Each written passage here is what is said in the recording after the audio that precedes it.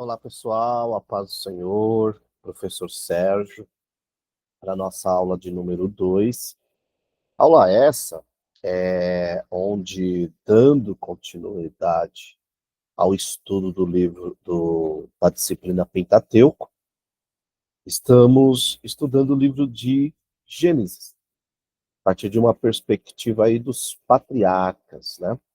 Então, hoje nós daremos, ou continuaremos aí, sobre a vida de Abraão. Depois falaremos sobre a vida de Isaac e, por último, Jacó, né?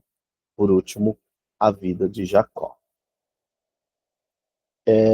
Aqui é um resumo do que estudaremos, né? O contexto de Gênesis, tradições literárias, isso nós já vimos na outra aula, então é só uma recapitulação. As chamadas, alianças e a promessa que Deus faz a Abraão, Isaac como filho da promessa e a sua vida, Jacó, peregrinação, luta e retorno, e o legado que é a formação da nação de Israel, né? É muito interessante quando nós olhamos para o Gênesis e as tradições, né? O Pentateuco em si, especialmente Gênesis, ele reflete a fusão de tradições literárias. Isso é o que nós estudamos lá em bibliologia, que as tradições copistas, né? Então temos a tradição javista, eloísta, deuteronomista e sacerdotal. E essas fontes, ou estes escribas, estes copistas, eles moldaram as narrativas dos patriarcas, revelando perspectivas teológicas muitas das vezes distintas, né?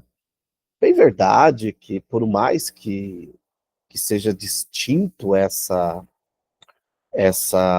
visões teológicas, uma coisa que é milagre é que, apesar das múltiplas fontes, né, tal como o Rio Amazonas, por exemplo, que, que confluem ali ao longo do seu tempo, do seu percurso, vários rios formando um único rio depois, nós vemos que ao longo do tempo, do processo de formação do que veio a ser o Pentateuco, essas fontes também se concluíram, só que, por providência divina, formou-se um texto complexo e rico, né? Então, não fique preocupado, por mais que tenha os estudos das fontes, por mais que tenha-se passaram na mão de copistas, Deus, na sua soberania, guiou o livro, guiou Moisés como autor a priori, e depois guiou esses copistas, a fim de nós termos um texto único, complexo, sim, né? O livro do Gênesis é um livro com muitos detalhes importantes, mas, ao mesmo tempo, temos aqui um livro rico em informações, e um livro que mostra a mão do nosso Deus agindo em nosso favor, né? Dito isso, vamos também aqui, a nível de introdução também, de recapitulação, falar sobre a chamada de Abraão, né? Abraão estava lá em Ur dos caldeus, conforme nós vemos no capítulo 12 do Gênesis, né? E o Senhor aparece a Abraão, capítulo 12, versículos 1 e 3, e o chama e diz que fará dele uma grande nação. E aqui nós temos dois elementos importantes dessa chamada, né? Primeiro elemento é o elemento da criação. Por quê? O elemento da descendência, desculpa, né? Então, nós temos dois elementos que conversam muito com a criação, que é o elemento da descendência e o elemento da terra, né? Então, por meio da escolha de Abraão, ou de Abrão, e de sua descendência, Deus dá continuidade em seu plano para a humanidade. Abraão seria a pai de uma grande nação e receberia como herança uma terra, a terra de Canaã, né? Então, dito isso, nós vemos que, conforme está registrado no capítulo 11, versículo 30, Sarai, que é a esposa de Abrão, ela é estéril. Então, quando olhamos para a narrativa bíblica da formação do povo de Israel e dessa descendência a partir de Abraão que Deus chama, nós vemos que esse povo que seria formado não seria fruto de uma geopolítica apenas, mas seria fruto de um milagre de Deus, né? Então, nós vemos que as três matriarcas de Gênesis, Sara, Rebeca e Raquel, eram estéreis, né? E só tiveram filhos por intervenção de Deus. Por que disso? Justamente para ficar muito evidente na mente do leitor bíblico e do próprio povo de Israel, de que eles eram um milagre, de que a nação de Israel era um milagre, né? Deus, na chamada de Abraão, em Ur, promete que eles seriam uma descendência numerosa, né? Por meio dessa descendência de Abraão, a bênção alcançaria todas as famílias da terra, né? E aí um dos fundamentos dessa aliança que eu coloquei, que encontram elementos importantes da bênção da criação, conforme Gênesis 1, 28, né? Que é a descendência e a terra, né? Então, Deus, por meio do chamado de Abraão, já estava trazendo ali uma perspectiva dessa nova criação que, que seria realizada e possível por meio da vinda do Messias, né? Continuando aqui, nós vemos que dentro dessa chamada de Abraão, Deus faz ali Deus faz uma aliança, né? Essa aliança está registrada ali no capítulo 15, e ela tem alguns elementos nessa aliança que eu acho, nesse pacto, né? Que eu acho muito importante, né? Primeiro, Abraão, ele é um homem de altares, ele é um homem que onde ele passa, ele levanta altares ao Senhor. Ele vem de uma guerra onde ele resgata o seu sobrinho Ló. Lembra que teve o desentendimento entre Ló e os pastores de Ló e os pastores de Abraão. Abraão, com uma visão espiritual, um homem sábio, diz: ó, se você escolher para um lado, eu vou para aquele, né? E é muito interessante essa questão, por quê? Porque o coração de Ló, nós vemos nessa questão do, da, do, da, do, da discussão e como algumas questões, né? Primeiro, Abraão é sábio e propõe a paz entre ele e Ló, que são parentes. Então, Abraão não queria ter nenhum assunto que viesse manchar a fé dele naquele momento, né? Então, ele dá a preferência a Ló. Ló, com uma visão nos bens materiais, escolhe as terras férteis da planície do Jordão, né? E que, segundo eles, segundo o relato bíblico, ainda guardava características do paraíso, né? E o Abraão, ele segue confiando em Deus, né? Depois vem a briga, né? Onde Abraão leva 318 homens, persegue, né? Persegue ali aqueles reis, né? Ele resgata Ló, ele vai e oferece sacrifícios, né? A Deus, e também leva o seu dízimo do que ele pegou ali a Melquisedeque, o rei de Salém. Depois disso, o capítulo 15 diz: depois destas coisas, o Senhor aparece para Abraão a fim de animá-lo, né? Por quê? Porque Abraão ele vai orar e vai dizer, olha, Senhor, daqui a pouco eu morro e eu não tenho ninguém para ser meu herdeiro, né? E eu vou deixar minhas coisas aí para Eliezer de Damasco, né? Então, diante disso, o Senhor aparece e fala, olha, você será pai de uma grande descendência, né? Então Deus dá uma promessa, de certa forma, inequívoca a Abraão, por causa da palavra de Deus. Abraão creu contra as evidências externas. Ele foi justificado por Deus porque creu na promessa. E aí, o texto vai dizer a partir do versículo 9, que é um dos pactos mais sinistros do livro do Gênesis, né? Vai dizer o seguinte, ó.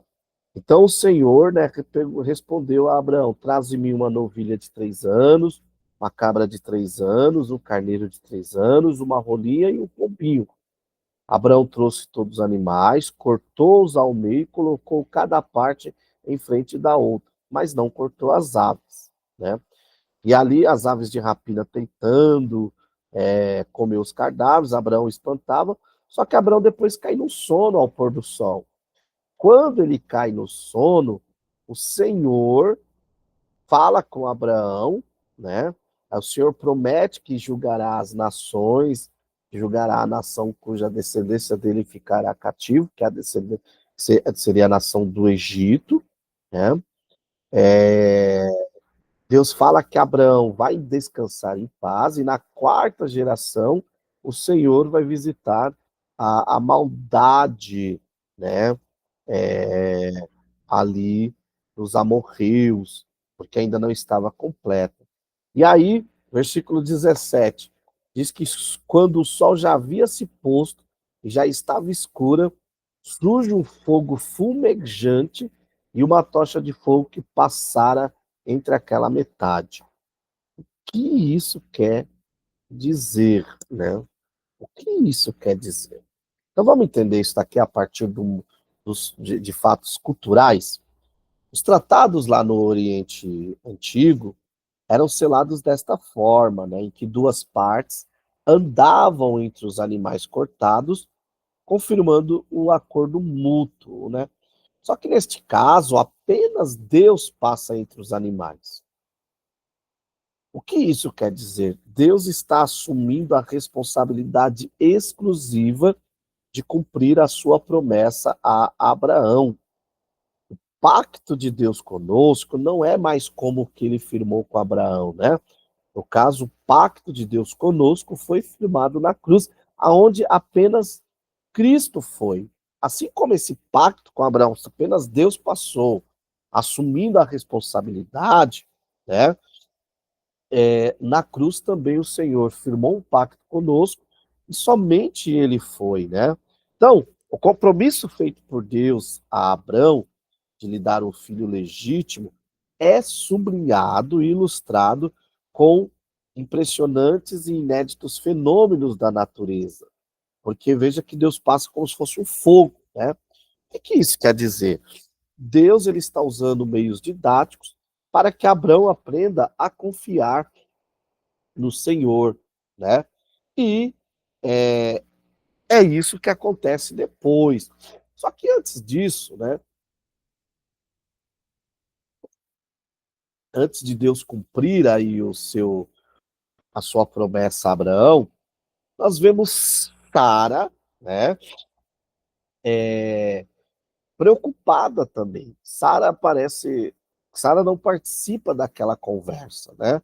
E fala, olha, vamos fazer o seguinte, pega aí Agar e talvez o Senhor, como Deus tem me impedido de ter filhos, ela vai te dar um filho e vai ser seu herdeiro, né?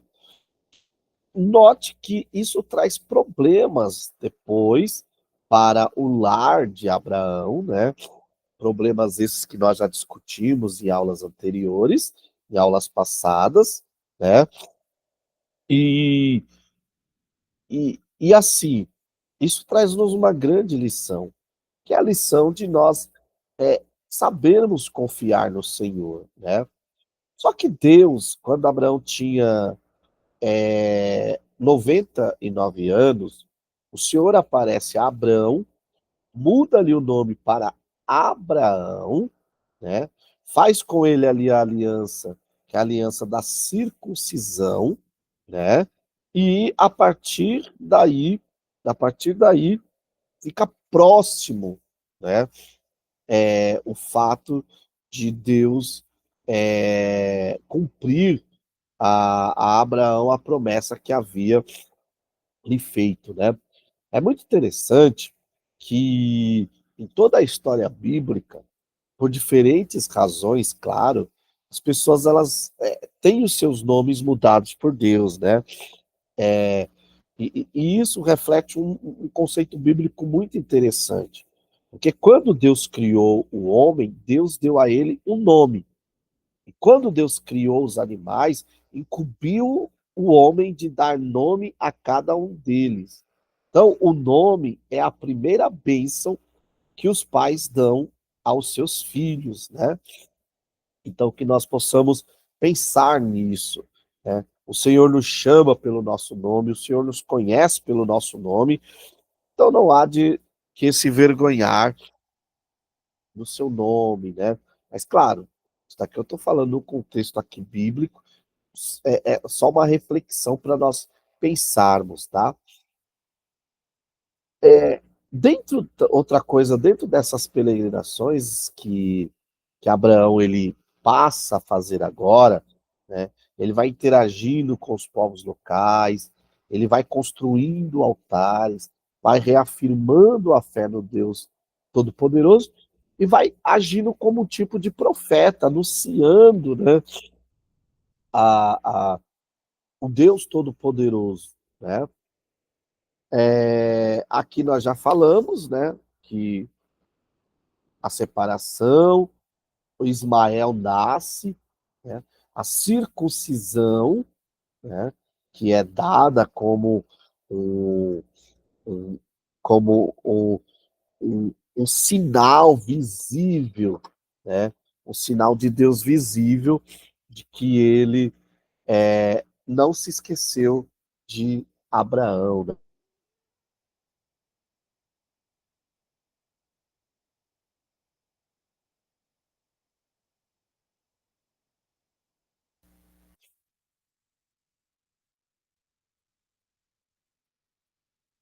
E aqui, chegando agora já no capítulo 18 de Gênesis, nós temos as visitas de três seres que aparecem ali em Marré, né? E vão fazer ou reafirmar a promessa a Sara, né? É, tem muitas coisas interessantes nesse texto do capítulo 18, que primeiro vai falar sobre a questão da recepção, né? Da, de Abraão àqueles homens. Abraão não os conhecia, mas Abraão, por sua gentileza, né, é, ele vai receber aqueles três homens, que são seres, né, espirituais, que são anjos, e aí aqueles seres logo de cara perguntam a Abraão: ô Abraão, onde está Sara, tua mulher?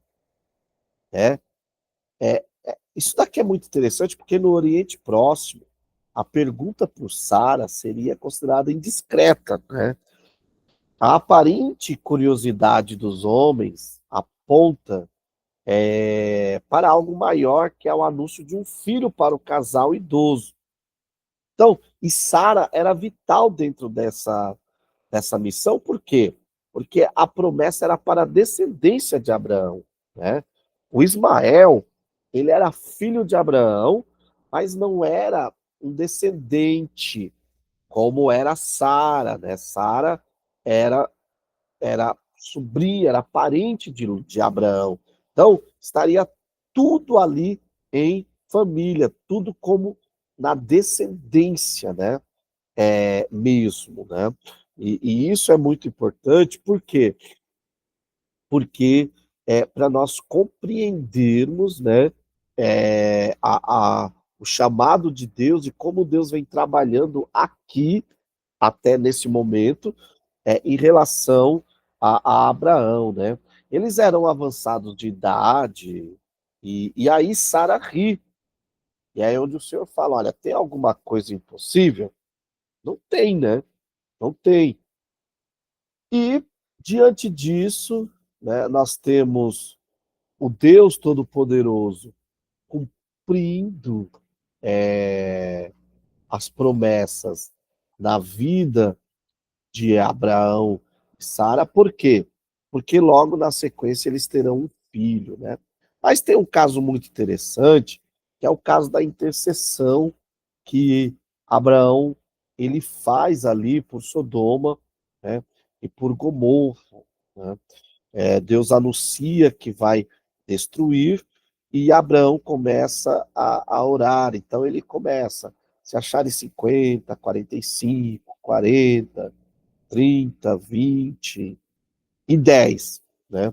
Então, para Abraão, a intercessão que conhece a realidade de Deus e a própria condição humana podem mudar os rumos da história, né? A graça e a bondade de Deus podem ser compreendidas somente a partir da sua santidade. Graça sem santidade transforma-se em graça barata.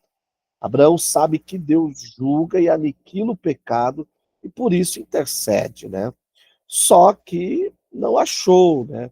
Então, a oração, essa intercessão de Abraão com Deus chegou ao limite de 10 justos, né? Então, nós precisamos entender uma coisa, que esse texto nos faz lembrar Isaías 53, onde o profeta diz que bastou um justo morrer para que a humanidade toda fosse justa, né? Então é muito interessante isso, né? E aí vem a destruição de Sodoma e de Gomorra, né? A mulher de Ló, ela vira uma estátua de sal apenas por descumprir uma coisa simples, que foi olhar para trás. Isso nos mostra que o Senhor quer a nossa obediência em tudo, em tudo. Pronto. Abraão com 99 anos, Sara com 90, nasce Isaac, trazendo alegria, confirmando a fidelidade divina, a aliança. E, claro, este evento milagroso vai marcar o cumprimento da promessa de Deus e o início da linhagem messiânica, né? Só que olha que interessante, né? Nós vemos que o, o próprio o próprio Isaac agora, uma vez criança, né? Ele Deus prova-lhe a fé, né? Pedindo que sacrificasse o seu filho, né? Então, nessa época aqui tem algumas coisas muito interessantes. Se destaca apenas às vezes a obediência de Abraão, mas é necessário destacar aqui a obediência de Isaac também, né? Por quê? Porque nessa época Abraão não era mais um homem forte o suficiente para segurar Isaac, caso Isaac quisesse fugir de ser sacrificado, né? Então é muito importante aqui destacar a obediência de Abraão e de Isaac. Abraão obedeceu a Deus e Isaac obedeceu ao seu pai, deixando-se amarrar e ser colocado como holocausto. Então Abraão confiava plenamente na direção de Deus e Isaac na direção de seu pai.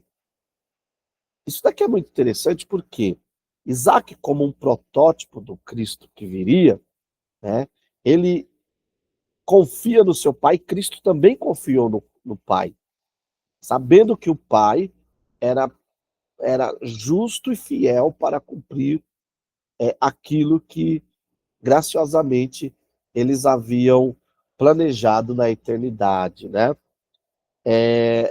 Só que isso nos traz uma lição. Enquanto pai, será que o meu filho confia em mim? Seu filho confia em você plenamente, né? Nós vemos aqui um Isaac que confia, né? Que confia. Sara morre aos 127 anos. Abraão ele compra a caverna de Macpela, né? E isso é muito interessante porque é o primeiro pedaço de terra adquirido por Abraão e que vai ficar para a sua descendência em Canaã, né? Isso daqui é como se fosse a garantia de uma promessa. O Senhor está dando sinais de que o, o de que aquela promessa, que aquela terra seria dada à descendência de Abraão, né? Então Abraão, sabendo que Deus tinha uma aliança com a sua descendência, ele envia seu servo para buscar uma esposa para Isaque em sua terra natal. E nós vemos que Rebeca é escolhida por uma intervenção divina, e essa união assegura a continuidade, né? A continuidade da linhagem e da promessa, né? E da promessa, ok? Abraão também morre em boa velhice, né? A morte de Abraão está registrada no capítulo 25. E uma coisa que eu acho muito interessante, que Abraão morre com 175 anos, né? Abraão, ele tinha como filho Isaac e Ismael. Além disso, ele tinha também é, outros filhos, né? Então ele tinha ali, ó, além de Isaac e Ismael, ele tinha outros filhos. Mas o que uma coisa que eu acho muito interessante aqui, né, é que a promessa de Deus ficou restrita a Isaac, né? A Isaac, seu filho. Por quê? Porque Isaac, de fato, era o filho da descendência, né? Da descendência de Abraão com Sara, né? É, então eu acho isso muito interessante, porque se você ler o capítulo 25, do 1 até o 11, você verá que Abraão teve outros filhos, porém, né, é, o filho é, que Deus havia feito a aliança era com Isaac, ok?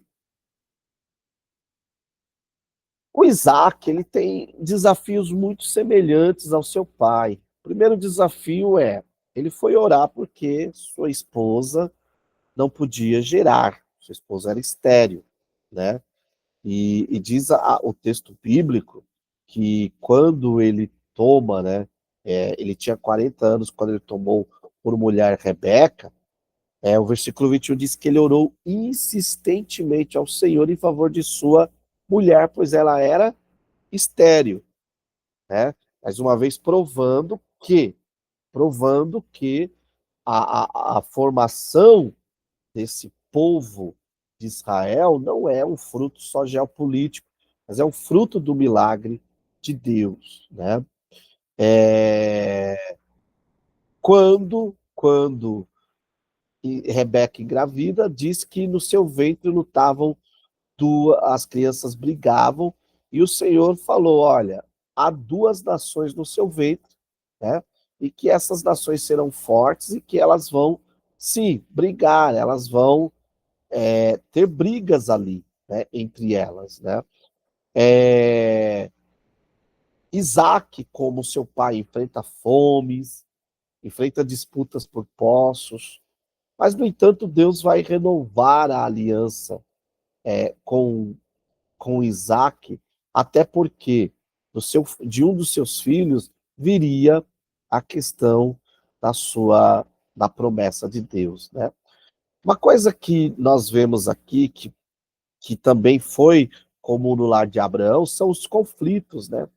Mas no caso aqui, o conflito no lar de Isaac era gerado, ou foi muito gerado, por conta da situação de que sua esposa tinha como filho preferido Jacó, e ele, Isaac, tinha como filho preferido o Esaú, né? Então, os gêmeos Jacó e Esaú lutam desde o ventre. Esaú nasce primeiro, né? Jacó, ele segura-o pelo calcanhar, né? Mostrando ali que eles ficariam lutando, que eles lutariam.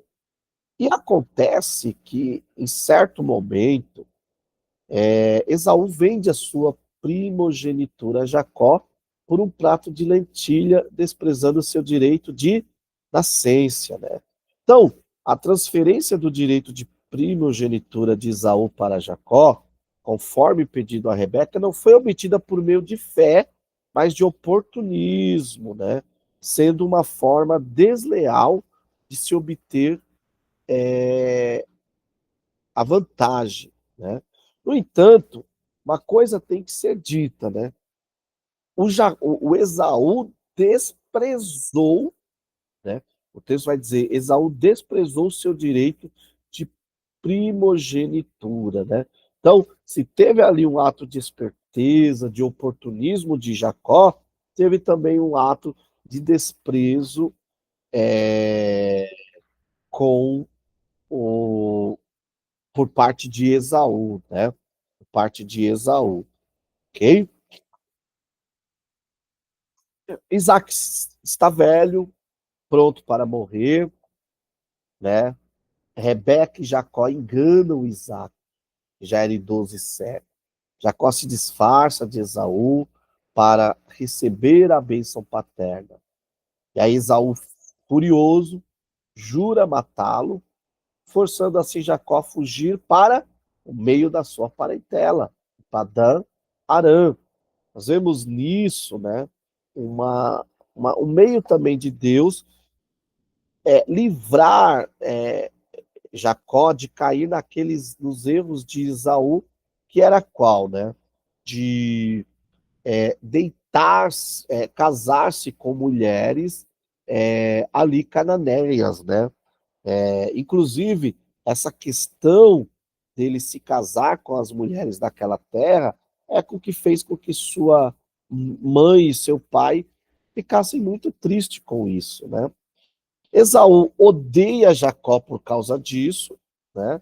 E, e diz o texto que ele passa a procurar ocasiões para matar a Jacó, né?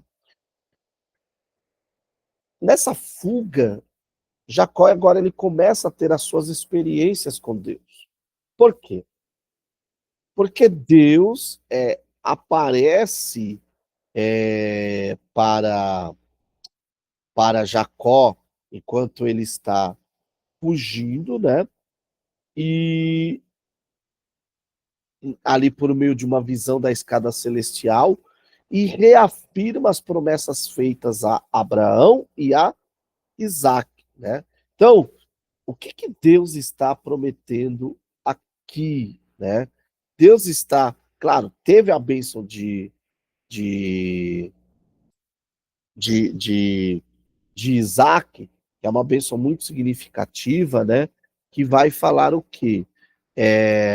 O Deus Todo-Poderoso te abençoe, te faça frutificar e crescer em número, para que te tornes uma multidão de povos. Então Isaac abençoa seu filho Jacó, estendendo a bênção de Gênesis 1, 28 a toda a humanidade, que é o quê? Frutificar, crescer em número, né?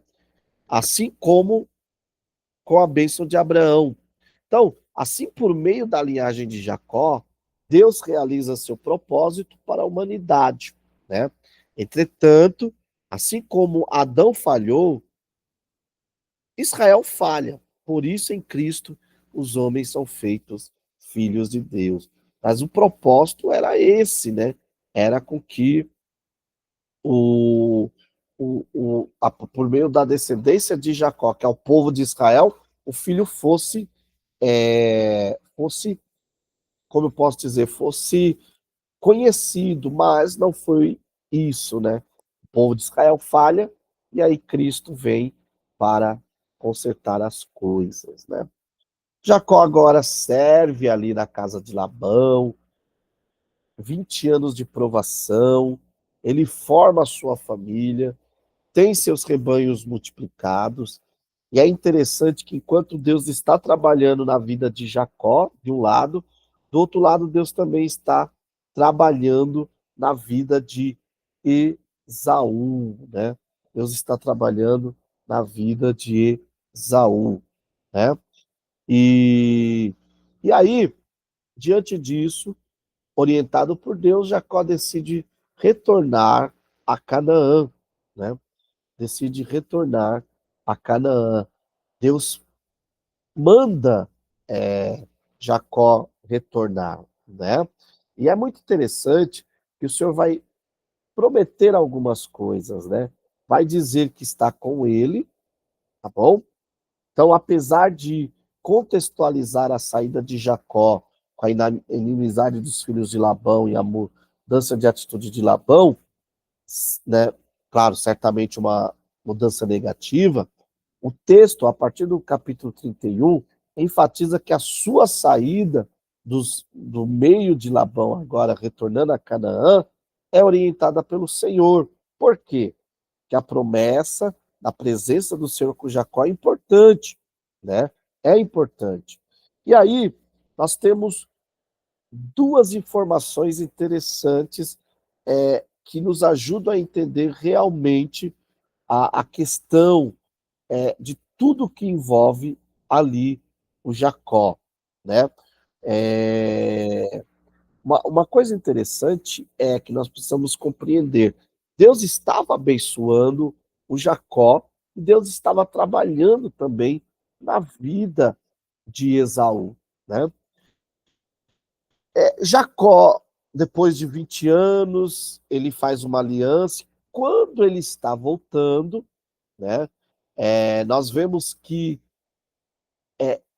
acontece essa situação ali em Peniel, e onde Deus encontra-o.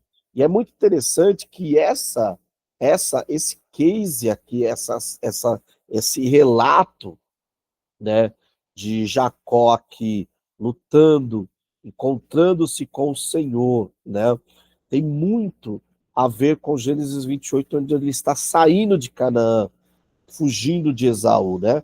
Agora voltando também, né? O Senhor aparece para ele, provando que, olha, o Senhor está com você, né? O Senhor está com você, eu estou com você, né? E, e ali é muito interessante que quando ele vai encontrar com o seu irmão, né? Ele tem o seu nome, ele passa ali a madrugada lutando contra aquele ser que depois nós sabemos que é um ser celestial, né? E ele tem agora a sua vida mudada, ele tem agora o seu nome mudado, ele agora tem uma nova identidade, agora ele é transformado por Deus, né? E tudo isso por quê? Porque Deus estava trabalhando na vida de Esaú e de Jacó para que eles se reconciliassem, né? Diferente do que o próprio Jacó esperava, ele é surpreendido com o Esaú que chora no seu pescoço, né? O abraçando, e ali há um perdão mútuo e uma paz restabelecida entre os irmãos, né? É muito interessante que o capítulo 33 vai nos trazer muitos detalhes sobre esse reencontro, né? Sobre esse reencontro. Primeiro, o encontro dos dois irmãos é uma demonstração de como a história da redenção também envolve reconciliação em relacionamentos pessoais familiares. Aproveita essa aula para dizer que Deus é poderoso para restaurar o seu lar, a sua família. Entendeu? O principal objetivo de Deus é salvar a sua alma, mas o plano de redenção também envolve reconciliação em relacionamentos pessoais familiares, né?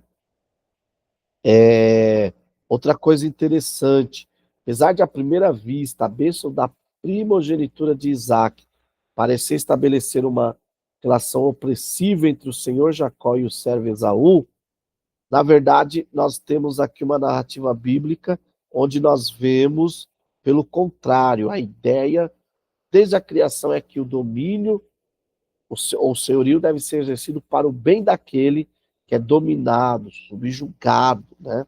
Então, nós vemos Jacó abençoando e dando presentes para o Esaú, né? É muito interessante que depois da reconciliação de Isaac, de Jacó e Esaú, né? O Esaú ele quer seguir junto com Jacó, mas o Jacó, ele, apesar da reconciliação, ele tem consciência de que a história que Deus tem traçado para a sua vida não coincide com a história de Esaú, né? Não há como Jacó seguir Esaú para habitar em seu domínio, Seir, né? E nem como Esaú seguir Jacó. Então é necessário que Jacó continue a caminho da promessa dada por Deus, que envolve Canaã, né? Que envolve Canaã. Então, após uma parada em Sucote, fora de Canaã, Jacó ele volta agora novamente a seguir, né? O seu caminho é a sua peregrinação, né? Ali nós vemos alguns eventos envolvendo Canaã, a tragédia de Diná em Siquém, né? Nós temos a morte de Raquel ao dar à luz a Benjamim, e nós vemos o nascimento dos, dos 12 filhos de Jacó, que se tornariam as 12 tribos de Israel. E depois, o Jacó, né, ele se estabelece aqui em Hebrom, né? Então, só para nós concluirmos aqui a nossa aula, né? Então, o nome de Jacó é mudado para Israel após lutar com Deus, mostrando mais uma vez o seu aspecto, como posso dizer, o aspecto, o aspecto espiritual que marca a nova identidade da nação. Os 12 filhos de Jacó, ou de Israel, formam a base dessa nação, né? Eles serão os patriarcas que vão consolidar a família e o povo escolhido. E essa família, agora, por meio de José, vai futuramente morar, se estabelecer no Egito, iniciando-se uma nova história, né, da família patriarcal. E aí vem uma pergunta para nós pensarmos, né? Como as vidas de Abraão, Isaac e Jacó mudaram a fé monoteísta e a identidade da nação de Israel? Quais implicações teológicas e históricas perduram até hoje? Eu acho que aqui está a resposta, né? Primeiro, a formação do Pentateuco reflete as múltiplas tradições do contexto. Abraão, ele é um arquetipo da fé, alicerce da promessa divina. O Isaac simboliza a continuidade da promessa através da obediência. E o Jacó, ou Israel, representa a luta humana e a transformação pela graça. E a história patriarcal são os pilares teológicos e históricos para a nação de Israel e também para a nossa fé, né? E assim eu finalizo essa videoaula, né? Agradecendo você por estar aqui conosco até o final. Você possa fazer comentários, enfim. Deus te abençoe e não deixe de assistir a aula 3, onde falamos de José e já lhe damos um panorama do livro do Êxodo. Deus abençoe e até a próxima.